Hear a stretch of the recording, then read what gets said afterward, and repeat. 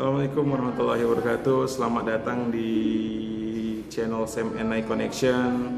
Bagi adik-adik para pencari ilmu, terima kasih atas atensinya sudah terus mengikuti ya.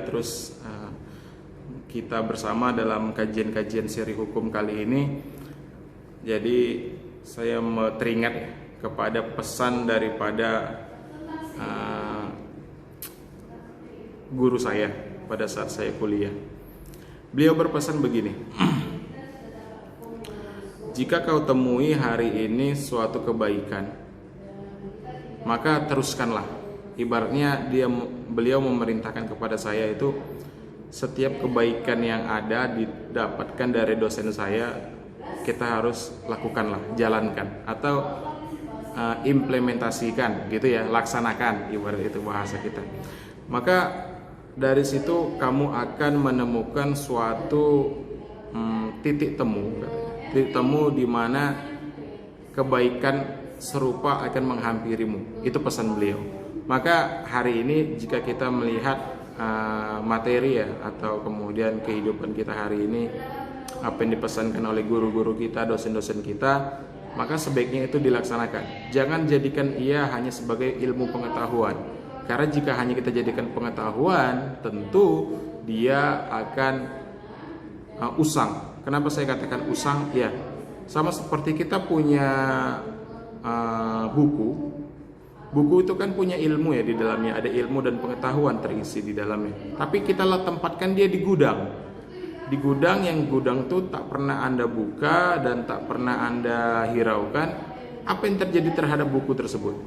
Usang, rusak, berdebu, dimakan rayap gitu ya. Itu dia. Maksudnya itu adalah ilmu itu memiliki konsekuensi untuk dilakukan atau untuk dilaksanakan. Maka jika adik-adik hari ini sudah mendapatkan beberapa ilmu dari dosen-dosennya, maka silahkan laksanakan. Maksudnya itu adalah untuk menjaga ilmu itu sendiri dan kebaikan-kebaikan itu sendiri. Oke ya, bisa dipahami. Next, hari ini kita akan coba ulas perihal submateri tentang hukum acara perdata.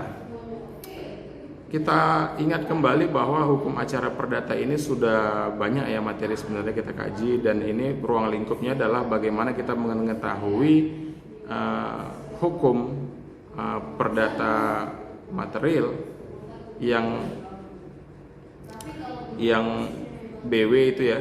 Kemudian itu yang ditegakkan oleh hukum perdata formil atau hukum acaranya. Kita kali ini membahas tentang hukum acaranya. Dan sudah panjang hingga hari ini kita coba akan mengkaji tentang beslak atau sita jaminan. Apa itu Pak beslak gitu ya? Ini istilah Belanda ya, beslak. Beslak itu arti secara sederhana itu adalah sita. Sita itu maknanya apa Pak? Gitu ya. Sita itu maknanya ada tindakan menempatkan suatu hak kebendaan, gitu ya, suatu hak kebendaan dari tergugat secara paksa dalam penjagaan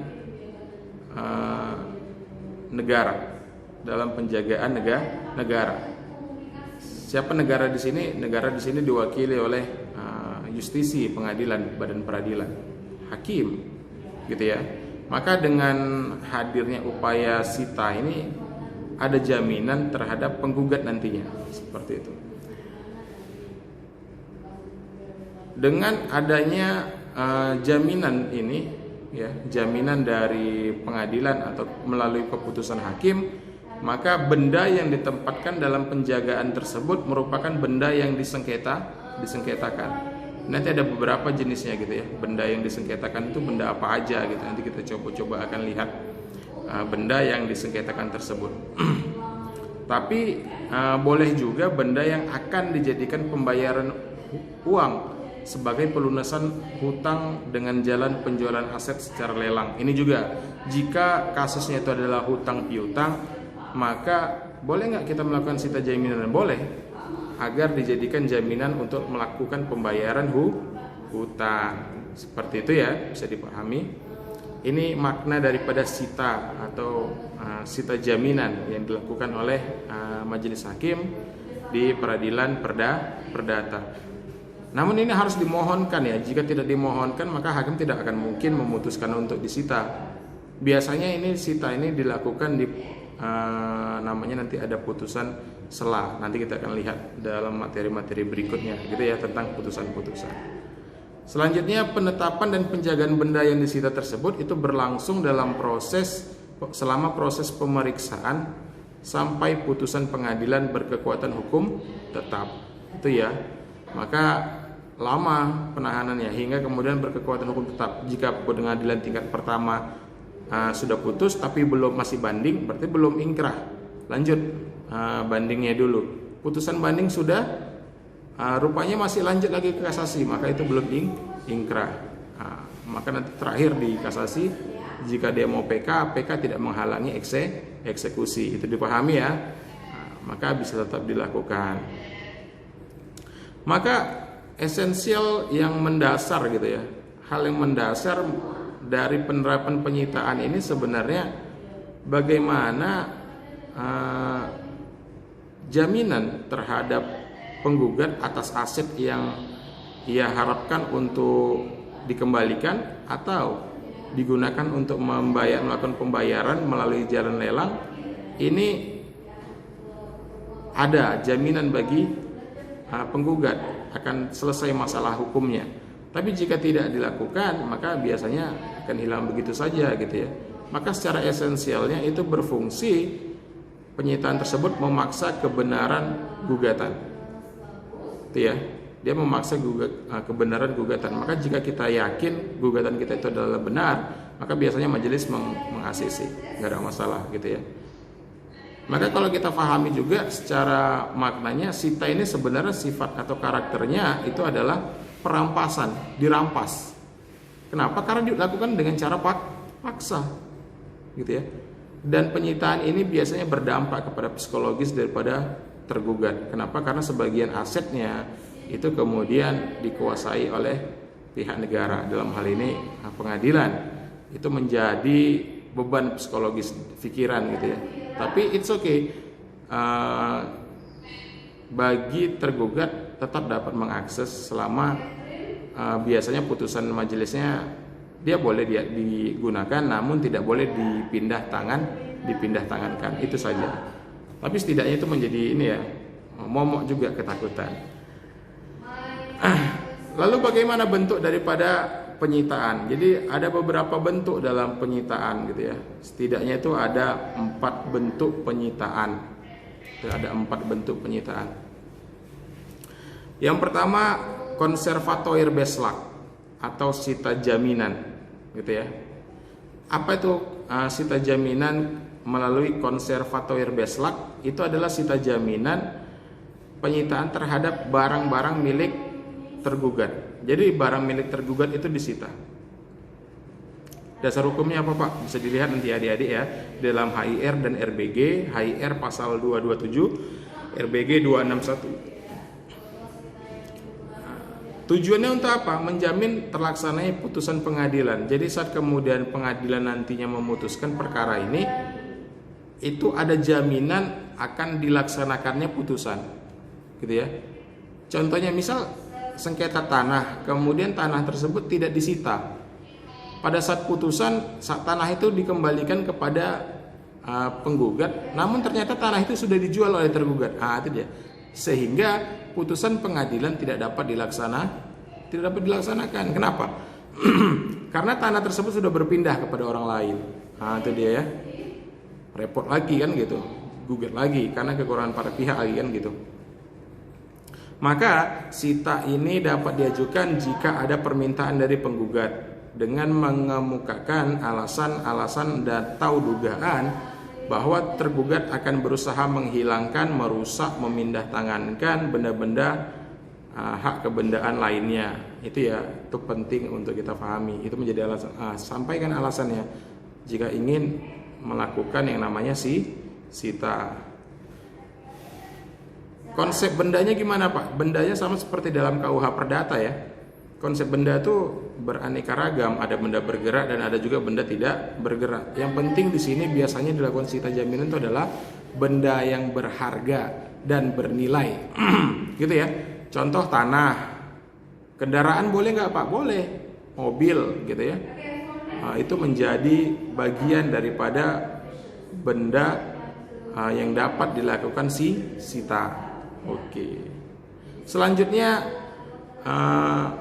jenis daripada beslak atau sita itu ada revindicatoir beslak, yaitu sita terhadap barang milik penggugat yang dikuasai oleh orang lain. Ini dia. Biasanya ini benda tersebut sudah berpindah tangan dari tergugat kepada orang lain, gitu ya. Jadi saat kemudian berpindah dari tergugat ke orang lain, maka sita yang dimaksud sita adalah sita revindicatoir beslak, gitu ya. Tujuannya apa? Menjamin suatu hak kebendaan dari permohon dan berakhir dengan penyerahan barang yang disita. Jadi kita harus, jika kemudian sudah berpindah lagi ya ke pihak yang ketiga, maka pihak ketiga ini menjadi turut tergugat. Objek yang dikuasai oleh pihak turut tergugat itu tetap dijaga agar dapat diserahkan kembali jika kemudian sudah selesai kasusnya. Seperti itu ya. Objeknya ini bisa benda bergerak, gitu ya, hingga mudah dipindah tangankan. Atau benda tidak bergerak, tanah juga bisa. Namun biasanya sita ini hanya terbatas pada sengketa hak milik, misal SHM untuk tanah, kepemilikan kendaraan bermotor, gitu ya, dan hal lainnya. Biasa seperti itu. Yang ketiga daripada beslak atau sita yaitu marital beslak. Apa itu marital beslak, Pak? Marital beslak yaitu sita yang diletakkan atas harta perkawinan. Dalam hal ini biasanya itu dilakukan atas gugatan harta bersama. Itu ya, gugatan harta bersama, perceraian, gitu ya. Berisi tentang marital beslak. Biasanya digunakan pembagian itu atau sita itu untuk menjamin pembagian daripada harta bersama atau harta gonogini itu dengan baik, gitu ya. Tidak ada hal yang kemudian digelapkan atau dikelabui agar tidak dibagi, ya, itu tidak ada. Mudah-mudahan selesai dengan baik. Seperti itu. Itu maksud dan tujuannya, gitu ya. Mengamankan harta perkawinan. Yang keempat, eksekutorial beslak. Itu ya. Eksekutorial beslak. Ini biasanya berada dalam putusan akhir persidangan. Mengapa demikian? Ya, biasanya sita jaminan itu dilakukan di dalam dilakukan atas perintah daripada majelis hakim untuk melakukan eksekusi. Jadi dikatakan di sini bisa kita pahami bahwa berdasarkan perintah majelis hakim lah kemudian sita itu dapat dilakukan, gitu ya. Lalu apa menjadi tujuan daripada penyitaan? Ya, seperti yang kita sampaikan di awal tadi ya, bahwa tujuan daripada penyitaan itu awalnya adalah agar gugatan itu tidak ilusoir atau tidak tidak dapat dieksekusi atau hanya angan-angan, gitu ya, ilusi. Kenapa? Karena tidak dapat dilakukan jika kemudian tidak ada objeknya. Itu ya. Selanjutnya yang menjadi tujuan daripada penyitaannya, yang kedua itu adalah merupakan upaya bagi penggugat untuk menjamin dan melindungi kepentingannya atas keutuhan hak kebendaan daripada tergugat sampai putusan berkekuatan hukum tetap atau ingkrah, gitu ya. Maka penting ini untuk melakukan upaya penjagaan diri terhadap hak-hak kita, gitu ya. Seringkali kan tergugat itu tidak kooperatif.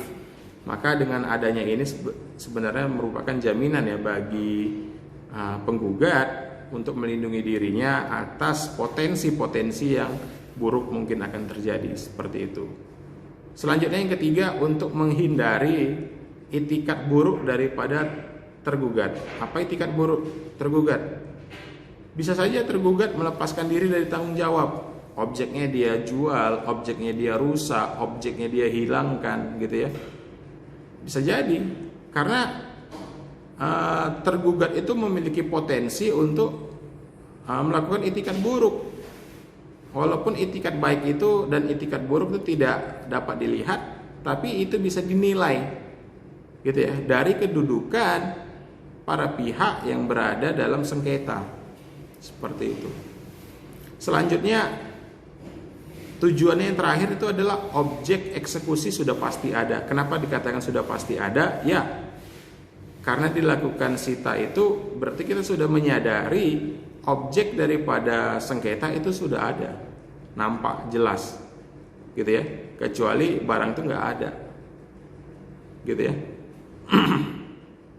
Maka dengan upaya ini sebenarnya ada memiliki maksud dan tujuan, gitu ya, daripada si sita. Selanjutnya, bagaimana permohonan sita ini disampaikan, Pak? Biasanya disampaikan, dicantumkan di dalam gugatan, gitu ya. Silakan sampaikan di gugatan dalam komponen posita, ya, jelaskan itu ada aset-asetnya, gitu ya. Lalu nanti pada saat petitumnya Anda mintakan, mohonkan di dalam petitum yang pertama itu mengajukan sita jaminan, gitu ya, terhadap aset-aset atau hak-hak kebendaan yang ada terhadap tergugat. Itu dia ya. Baik itu perihal tak milik kita ataupun untuk pelunasan hutang. Oke, sampai di sini bisa difahami ya. Ada 4 tadi sistem sita jaminannya, ada konservatoir, revindikatoir, marital, dan terakhir ada eksekutoir beslak. Itu ya, bisa dipahami ya. Dari 4 sita ini mudah-mudahan Anda bisa lebih memahami bagaimana konsep di dalam penyitaan hukum acara perdata di Indonesia. Oke, stay tune terus di channel ini ya, kita Sam and Nai Connection. Semoga adik-adik hal ini dapat menginspirasi dan bermanfaat bagi adik-adik semua. Demikian, billahi taufik wal hidayah. Assalamualaikum warahmatullahi wabarakatuh.